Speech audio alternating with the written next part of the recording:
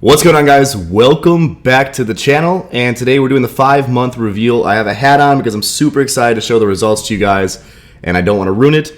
But before I show you guys, I want to go ahead and show you on screen in a second a photo of my hair before the hair transplant, so you can see the difference between what I'm about to show you and where I started at. I'll also throw a 1 month on screen, and hopefully you guys are completely mind blown. And if you are, and you want to continue to follow my growth of hair over the next few months and into the next year, please subscribe, like, comment. It all helps me grow, and I am super excited to be doing this and showing you guys the real results and the positives and negatives of hair transplants, because it's been a really cool experience for me. And any of you looking to get your own hair transplant done, I'm happy to help you with any knowledge that I can. I'm not a doctor, but I'm always happy to help you guys. All right, so let's show you those photos. So this is me before the surgery, I should say, in July on my birthday, around that area. And then I had my surgery like July 10th. So we are about 5 months out from there, and it's been a really cool experience. But here's also me 1 month after surgery on screen. And now I'm going to show you the 5-month reveal. Now, I know this is why you guys are all watching the video, the reveal, and I'm going to show you right now. I'm super excited about this. As you can see, I'm going to brush it all out of the way so you can actually get a real visual into the hairline. My hair is all brushed up in the air, as you can see, and it is looking way better. It still is thin here, obviously, but we're only about 30% of the way in. And if I brush my hair like I normally would, it's amazing. Like, you can't even tell I had a hair transplant done. It just looks like I may be thinning a little bit at the front. But I have a full hairline back, and that is super exciting. I mean, it's crazy. To think this is only about 30-35% of the thickness that we're going to see at the end, and we're about 40% of the hair is growing through the skin at this point, is very, very exciting stuff. What I will show you is the actual back and the mid area of the scalp that I didn't get transplanted. I'm going to show that in a video next week that you're not going to want to miss. Because I used Rogaine to go ahead and get pretty good results with bringing back some of the hair that had been disappearing. So yeah, I will do a video on that next week, so don't miss it. Make sure to follow up on Friday, Saturday next weekend. And then also I will be doing a video about the cost of hair transplants, because a lot of you have asked me, what does it cost to get a hair transplant? How much should I be paying? Should I be going to Turkey? All that stuff. And I'll have some feedback in that video on those questions. If you have other questions for me, please leave them in the comments below, and I'll get to them. I've helped quite a few people so far with their decisions on whether they should get a hair transplant or whether it's too expensive, or, you know, just different things like that. But yeah, I'll show you some weak points in the hairline right now. Right here is still a little thin. But again, you know, this area in general is just a little thin. And I think that'll fill in a lot over the next few months here. I mean, we are only, as I said, 35-40% of the results in tops. So we should see a lot of hair growth come in the next 3 months. So don't miss that. Next month, 6 months, is really exciting because we'll be at 50% overall result. So we'll be at the halfway point of like what my hairline will look like in total, which is great. And I mean, as you can see, I've shown you this before, but it is a bit thin still. But that is because we only have 35% of the results in. And I think when we get another like 2 to 3 times thicker, this should become immaculate. But from the front, when people are looking at me, they're like, wow, your hair looks great.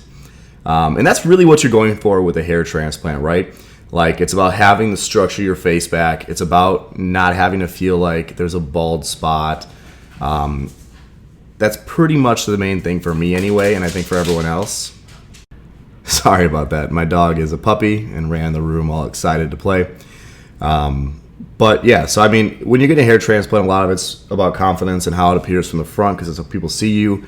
If you're like me, you didn't really care about the back. Like, in the future, will I go back in and have another hair transplant done? Honestly, probably yes. So definitely, I'll probably be extending this channel much farther, just to go ahead and show a second hair transplant and like filling in the mid to back area.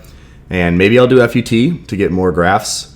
The FUE is great, but FUT might reveal more grafts. I just had to think about whether I want to do that or not, and the different risks to it. I will be talking to the doctor at month 6 and getting opinions on FUT versus FUE, and I'll be showing you guys that in a video. So please check that out too.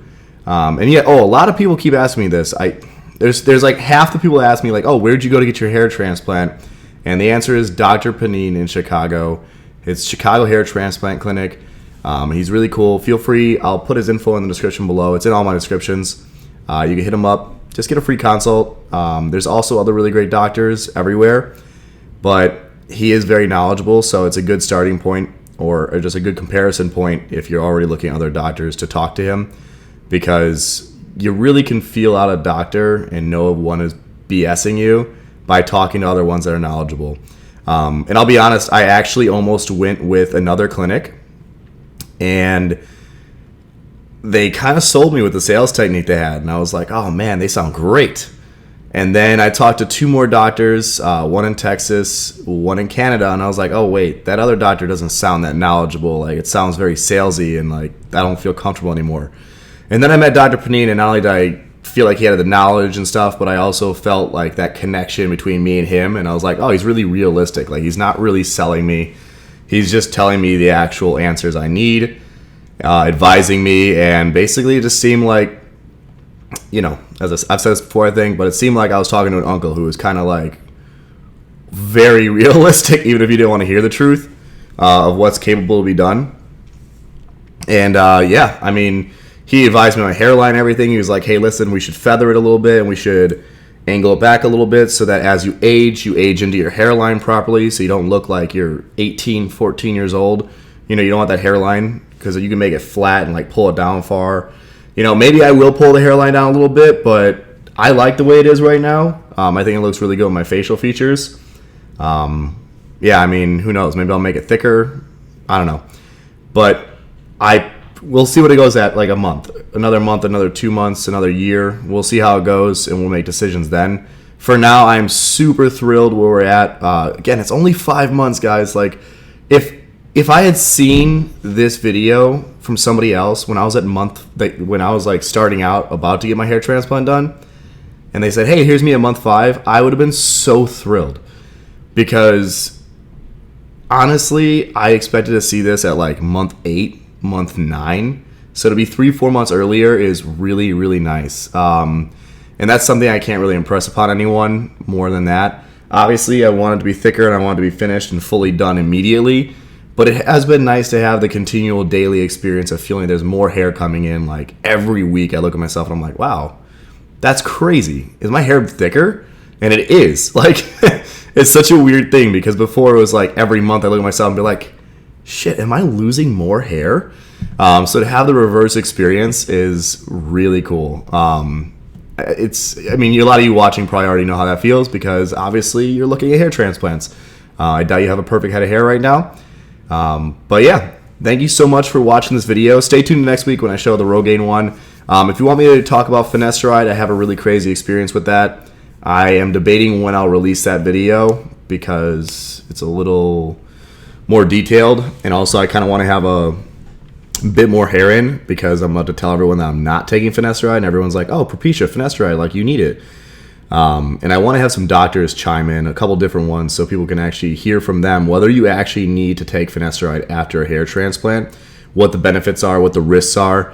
And I'm not qualified. You know, I know a bit about it because I've done research, and I know a lot about it, but I'm not a doctor. So I'd like to go ahead and set a few interviews up with different doctors to discuss what could be done with them and what you should be doing with finasteride. I'm going to cut it here for today, but thanks so much for watching, guys. I'll see you in the next video. Make sure to like, comment, subscribe, and I'll see you then. Peace.